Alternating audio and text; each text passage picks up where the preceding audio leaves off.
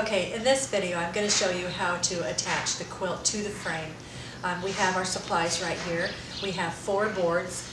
We're using 5-foot boards because we're going to use a baby blanket size quilt size fabrics. These 4 boards have the fabric strip on them, and we're going to be using these. You need 4 C-clamps. These are 2-inch C-clamps. You're going to need 4 of those for 1 at each corner. You're going to need some pins, plenty of pins. You're also going to need your backing fabric, your batting, and in this case I am using a blue thin blanket type batting so that it's easier for you to see, and the top fabric, whatever fabric you're going to put on the top of your quilt. Now with the fabric, I have chosen to make a square blanket, a baby blanket, which means I purchased 1 1/4 yards of fabric. Now this measures 44 by 45 inches. This makes more of a square blanket than a rectangle. Now when you purchase your material, you're going to have to decide the top end of the quilt to the bottom end. And usually the pattern's designs have a directional thing. If it's just all flowers, there is no top or bottom end, which makes it a little bit easier. But if you have fabric that has a direction to it, you'll need to know which side is the top end and which is the bottom end when we put it on the quilt. So this particular fabric doesn't have a top and a bottom, so we're just going to get started with putting the fabric on the quilt. But before we do that, I wanted to show you where we're going to be putting pins on the quilt. Now on the board here, as an example, I like to put pins in different spots on the fabric strip. I like the 3-inch wide boards for this purpose.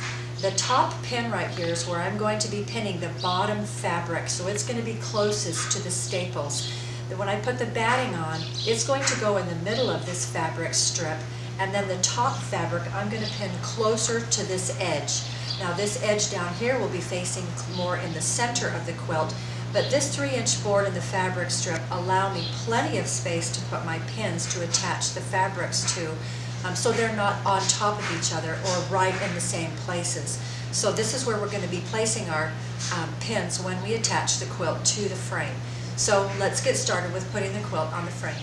I've laid out my boards that I'm going to put the quilt on.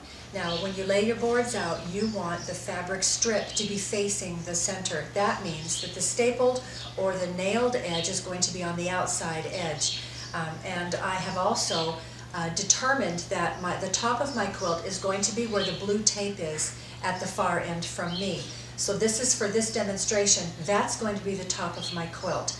So when I lay my fabric out, that's going to be considered the top, and this is what we're going to do. So I'm going to spread this out and lay it in the middle. Now this fabric is smaller than this square, but that's all right. I'm going to put the right side of the fabric down, so the wrong side is up. I'm going to lay this out and just smooth it out, lay it out flat. And it's best if this gets done on the floor. There's a lot more room to work around. Okay, this is my fabric. Now, the bottom board and the top end board, this is the bottom end board, that's the top end board. These we're not going to use just yet. We just have to set them here so that we're ready. When we're ready to pin the fabric onto it, it will go on top of the 2 side boards.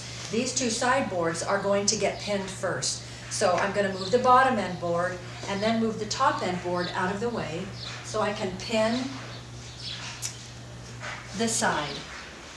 Now, I'm going to move this in. I'm going to move the board in. I'm going to leave the fabric here, but I'm going to move the bottom end and lift the back, the edge, the side, and scoot the board in and put the fabric over the top of the side board. Now I have more room right here than I have here, and I don't want that. I need it to be centered. So I'm going to try to center the board, the fabric on the board, and see if there's enough, and just enough, the equal amount of space here that there is here. If it's just a little off, that's okay. I just don't want it to be way off. So I've moved my board in, the fabric is right here, and it's pretty close to the nails or the staples, and this is where I want it. So I'm going to begin pinning, and I'm going to start, no matter what side you do, you pin, always start in the middle and go to the one side, and then you pin the next, you start in the middle and pin to the other side. This same process will be done on the bottom end, the top end, and the side. Now, when I pin, I always start at one side, and then the next board I do is going to be the opposite side. So when we get both of the sides done and we begin at the bottom, I will start at the bottom and pin the same way and then do the top. I don't want to go around this in a circle to pin. Always do it opposites. So I'm going to begin pinning the bottom fabric onto the side board. Okay, this is the center of my sideboard, and I'm going to pin at the top. This is my bottom fabric. I'm going to pin in the center, and these pins are actually long pins, which really allow me to have plenty of space to pin my fabric. So I pinned in the center. I'm going to the left side, so I'm going to pin about maybe 3 pins on this side. You have to kind of dig down to the board itself, pin to the board itself, and lift up, and then put your finger at the other end, and you'll feel it come out, and that's what you want. Now, leave about 6 inches from the end with no pins. This is where the other board will go across this way, and we're going to put a C-clamp here. So leave about 6 inches from the end with no pins. So let's go back to the center, and we'll start from the center and go pin to the right. It doesn't matter which direction you go, as long as you start in the center and go one direction or the other. Now I'll put another pin in here, and probably only one more pin will need to go in this fabric. Now the bottom end is, the bottom fabric now is pinned. This is plenty of space. I don't need to put anything closer just yet. So now this one side is finished. Now I'll pin the other side and show you what that looks like. Okay, I've pinned the other side. You can see where the pins are all in this side over here. So now both sides are pinned. Now it's time to put the bottom end board on the quilt frame and attach the bottom end of the fabric to the bottom end of the board.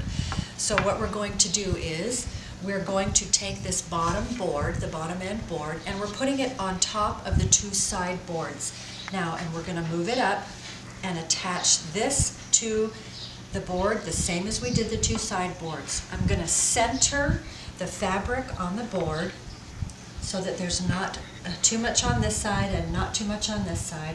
We'll focus it, center it, and this will be starting to be pinned in the center and going to the left, and then starting in the center again and going to the right.